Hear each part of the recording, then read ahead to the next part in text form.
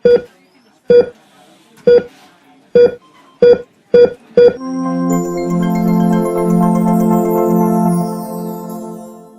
Hi guys, welcome back and नमस्ते। और मैं आज आपको बताने वाला हूँ फार्मा रिलेटेड टू प्रेगनेंसी कौन कौन सी ऐसी ड्रग्स हैं, कौन कौन सी जो कि लाइक डीओसी रहने वाली हैं और कौन सी है जो कॉन्ट्राइंडिकेटेड रहने वाली है।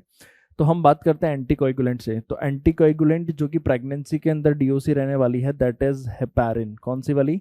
That is heparin. हेपारिन के अलावा और कौन सी ड्रग है? हेपारिन के अलावा हम वारफेरिन के बारे में बात करते हैं। लेकिन वारफेरिन के बारे में आपको एक सबसे इंपॉर्टेंट चीज़ ये याद रखनी पड़ेगी, this is contraindicated in first trimester, यानी कि 12 हफ्ते से पहले पहले जो है वारफेरिन कॉन्ट्राइंडिकेटेड रहने वाली है और heparin will be the DOC. अगर हम पोस्टपार्टम एंटीकोएगुलेंट की बात करें, किसकी? अगर हम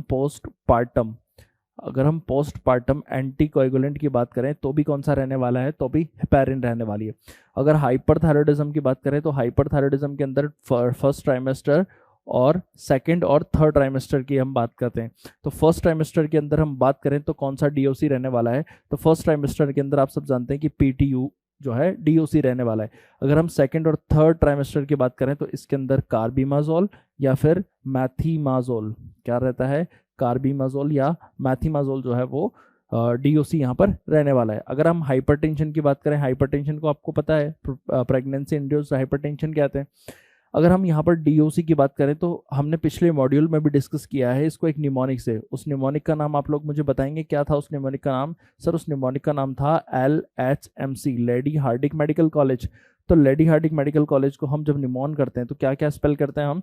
L4 क्या होता है? L4 होता है लाबेटालॉल। क्या होता है? लाबेटालॉल। इसके अलावा मतलब लाइक लाबेटालॉल जो है वो कैसी होती है? डीओसी होती है।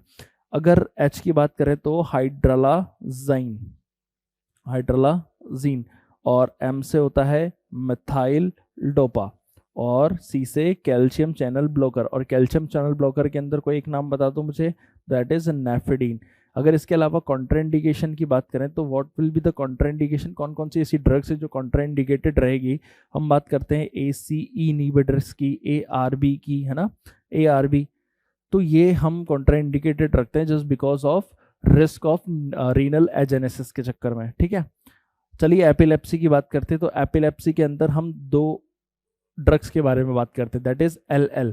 तो पहले वाले L का मतलब क्या है? पहले वाले L का मतलब होता है लेवेटिरासिटाम। क्या होता है? लेवेटिरासिटाम। और दूसरे वाले का होता है लेमोट्रिजीन। क्या होता है? लेमोट्रिजीन। और इसके अंदर जो कॉन्ट्राइंडिकेशन रहती है वो रहती है वेलप्रोएट। वेलप्रोएट नहीं देते हैं। वेलप्रोएट क्यों नहीं देते हैं? Just because of risk of neural tube defect, right. तो बाइपोलर डिसऑर्डर की बात करें तो बाइपोलर डिसऑर्डर के अंदर हम एंटी साइकोटिक ड्रग्स देते हैं। कौन सी? Anti psychotic. और कौन कौन सी नाम बता दो एक बार? क्लोजापाइन कह सकते हो आप, ओलेंजापाइन वगैरह कह सकते हो।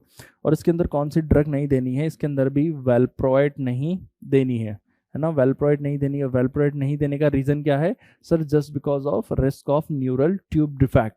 तो आई होप आपको ये टेबल याद रहेगा। इस टेबल को हमने समराइज फॉर्म में किया और ये मोस्ट फ्रीक्वेंटली आस्क्ड क्वेश्चन के अंदर की लाइक ये आता है, राइट।